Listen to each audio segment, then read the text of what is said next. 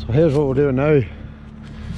Started doing a wee bit of it already, but going to knock this top off this hedge here. It's overgrown as well, so hired out this 3 shear and already done that other field, so it's actually amazing job. You have a simple, pretty much a shear blade, and you just hydraulic power pushes out your arm and grips the tree in here and just shears it. Literally breaks, just snaps it off. So this entire thing needs to be completely sheared off, right down, like that one down there. So all that's been done already. So as you can see, now I made a bit of a mess of this because I tried to take both sides at once, kind of broke this, but it doesn't make any difference. You can see how it just literally just shears it off. It's a brilliant job. So I'm just on a half rev here, like literally it doesn't take any major hydraulics. I'm going for this bit because the other bit's kind of behind this bit. So my blade's on my right hand side. So I just push on in and get into kind of the tree should be in just behind just where the pin of the ram is there. And just kind of judging. I usually get set up and know where my level is by eye, know where usually the dipper is, and I know kind of what my height is. And just like that, and you're cut. One section gone. So thick. And you can literally just put it where you want, you can lay it out. It means that later on you can go through it, and if there's any timber in it, you can cut it out of it, and the rest can go for cornering. If you take it easy, you can do a really tidy, neat job on it. If you want to take big pieces at a time, you can kind of make a bit of a mess like I made over there. Just was so bunched together over there, so I attempted to go for it all in one go.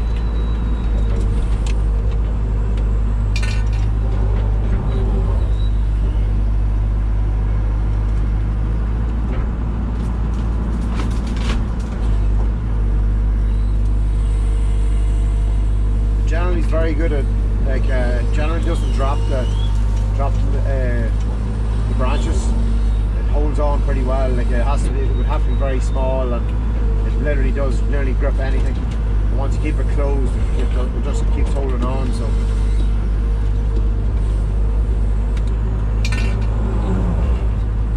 fantastic bit of gear. Wasn't really worth. I looked into buying one of these before, and realistically, you want to be doing quite a bit of work for the pricey one, so I decided to just go the higher route, so get what I need to do done. And also along with that, it's the picking up afterwards is probably the worst of it. If you're going to burn it all, it's fine. If you want to tip through it and see can you get any timber out of it, well then you're going to spend a little bit of time. It will cut, I think.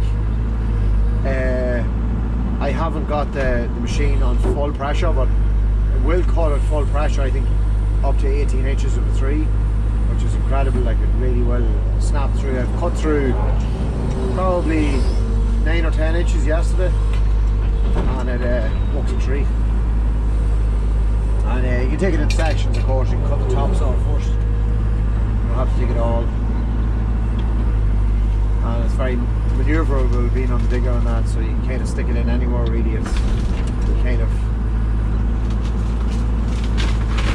this is going to be low looking on this side because the other side is going to be hay, so that's the hedge, that is.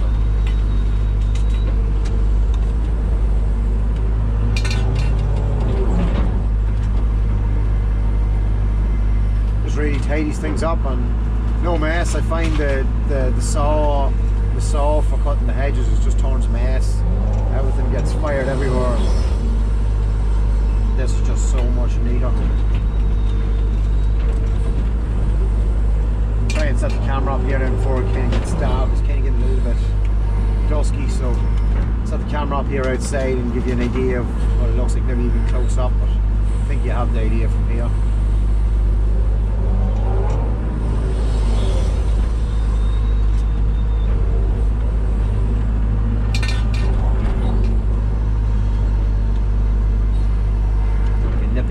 small little things like that there. Just get them off. It's a little bit more tame, but like you have to remember the amount of gain you're getting out of these. So I know when he's swinging the machine round for one wee small branch, but it's one less you have to pick up off the ground.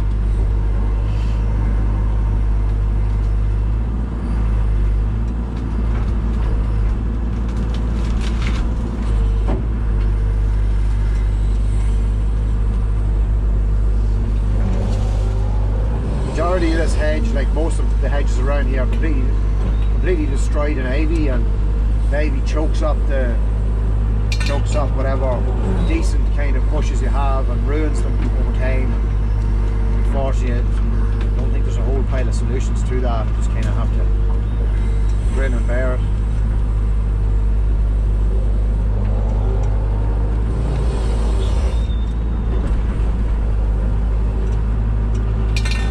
This one here now, this one's kind of a bit bigger. Just see how quick it can just take this now. Actually, I only took a small part of that. See, I cut that other ash now clean.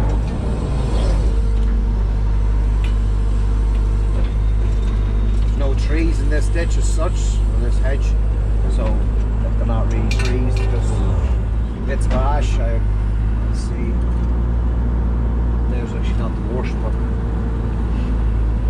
I try not to cut them all down. I like to keep an out tree, but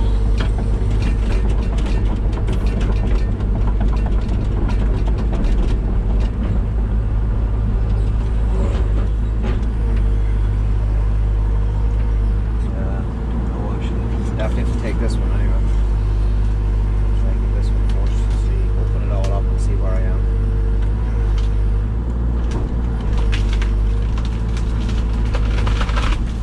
Feel that one punch.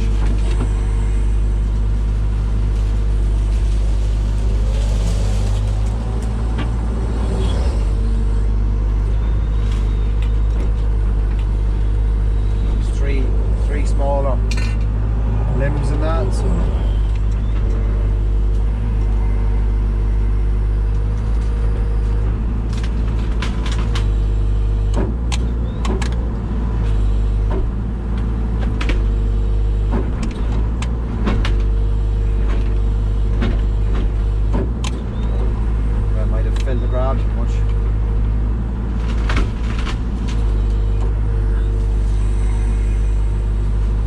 that other one on the far side was probably on the tip of the grab, so it was kind of stopping and closing. I wasn't able to actually cut it. Probably was right out on the tips of the fork.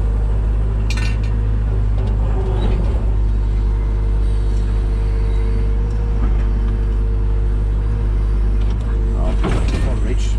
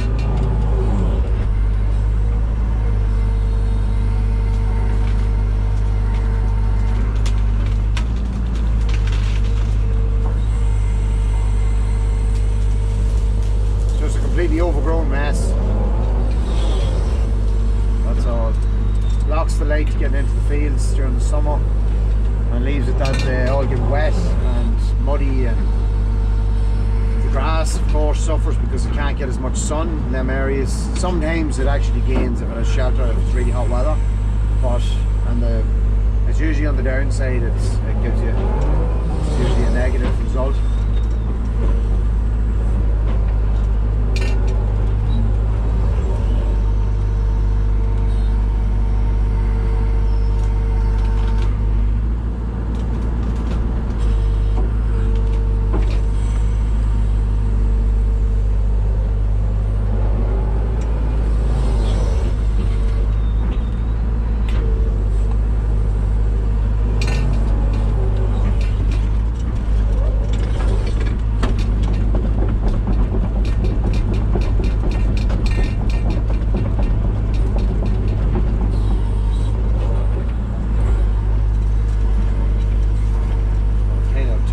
There now, if that's a more substantial tree there, if I cut just maybe a couple of branches off it and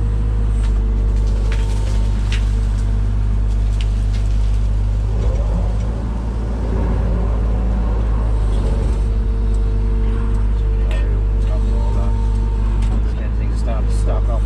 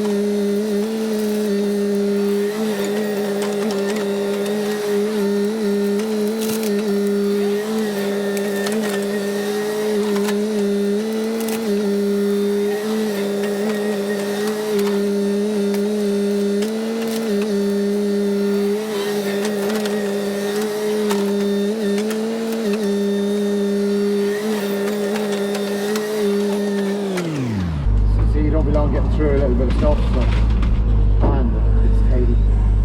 I know a saw, you might be slightly faster with a saw and that, you can run through it fairly quick, but you're just going to have a mess to clean up afterwards. At least this mess is in one lane and you've a clear drive in round it. It's not bits of it everywhere, you're not spending ages gathering it up, and then you'll still have bits of branches laying around the land everywhere. So this here just takes a bit of a walk, gather up some of the loose wee bits and you're done.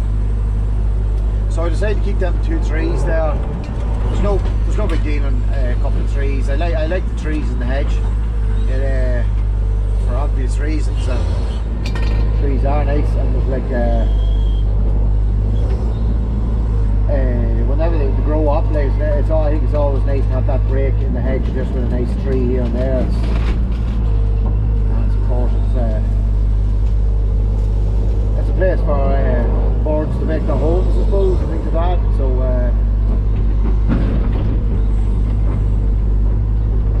they're good. It's just the biggest issue with them can be is keeping all the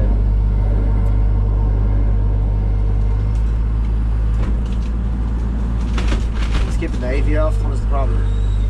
The AV just chokes them off. Like that one there is getting well choked by AV, but you take a bit of a run around with the chainsaw now and then if you can get in at them and cut the AV from around them, and they'll prosper pretty well and bloom out.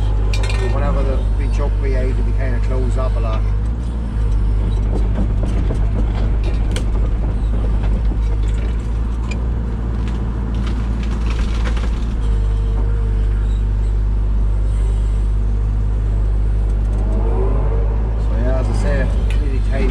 Job and really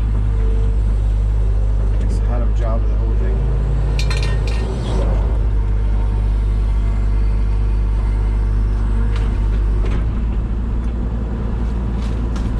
It's so simple. So I'll gather this up now. I'll go through this, and if there's any piece of timber worth saving, which generally I've kind of slightly thrown to one side here and there, just. But I'll put the thumb on and lift them with the bucket and go through them, and I can when I'm holding them in the bucket and the thumb, I can kind of trim off any light stuff and then pile them all up.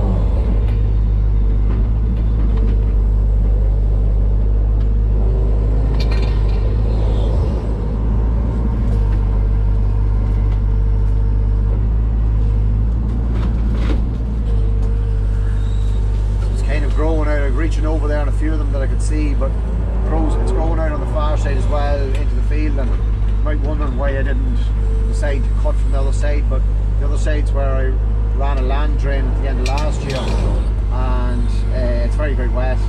Well, it was very wet, but it's still, there's no grass on it, so it's kind of muddy, and all it's been is graded out. I've only ever graded it out, so if I go in there and start messing around and you drop any of this on clay and it gets wet, you're never going to burn it or get rid of it. It's just going to be a big mess.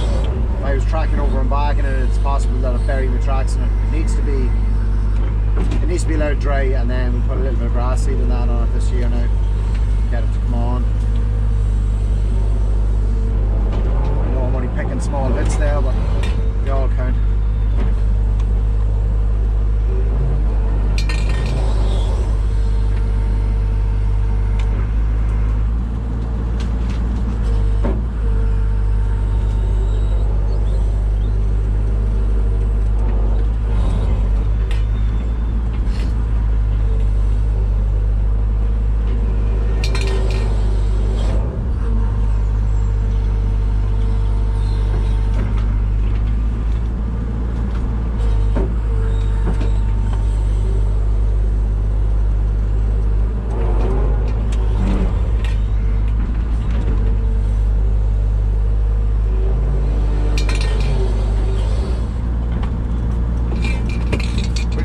Empty can of paint. Just leave that there, pick that up later on. Rattling around the tab for no reason. Mind if there was paint in it. Take on some lights.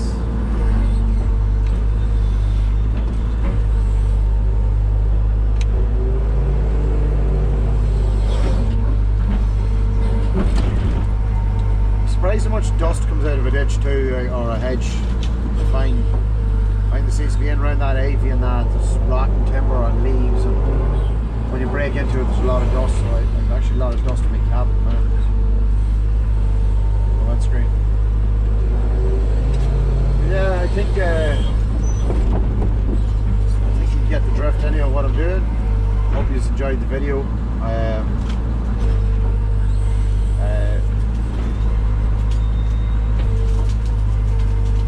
Update if I get run into any dramas, but I think it's going to be all pretty much straight sailing, as you can see. And all that there, that noise you're hearing breaking, is actually ivy bush growing up through, completely destroying the whole hedge. So like I cut, like I don't know how many limbs there, but the majority of it's ivy, unfortunately.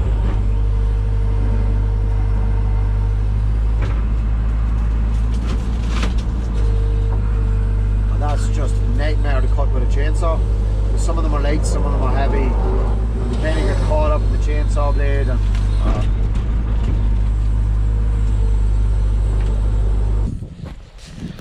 so I decided to do a wee bit of a video on this tree shear as you've seen it operating, and I decided I asked the man who hired it to me, would he be interested in me giving him a mention, because he's very impressed with it. So the N2 Fabrications, and the man's name is Wayne, and a very helpful man, nice man to deal with, and as you can see, the performance of the actual implement was brilliant. I was very impressed with it. I highly recommend them. Very reasonable to deal with as well, and came, set the whole thing up and all, and the whole thing was ready to go for me. So yeah, that's, I just said I'd put that in at the end of the video. If anybody's looking for a tree shear, and he's based in and around North Monaghan, so in probably in around Emmy Vale area, so if anybody was interested in it, I'm sure he'd help you out. He also does, he builds them and he hires them, and he builds other bits and pieces as well. So yeah, worth giving the man a shout if you're interested in it. I would highly recommend it if you have a machine with can't just be hammer piped, it has to be two-way oil, so you have to be able to put oil both ways to work the ram. Some machines are only piped for hammer, you have to be fit to push oil each way, and you'd also need to be able to have the machine set at about 380 bar as well, or if you don't have it set like that, you have to know how to set it. So on some of the newer Hitachis, they're only set by the computer. My own is manually on the valve chest. I can set it up. So yeah, so as I say, it consists really of a big ram, a shear blade here, and when the tree or whatever gets pushed against that there, it just more or less just shears it off. That's exactly what it is and what it does. And yeah, that's it. So give Wayne a shout if you are interested.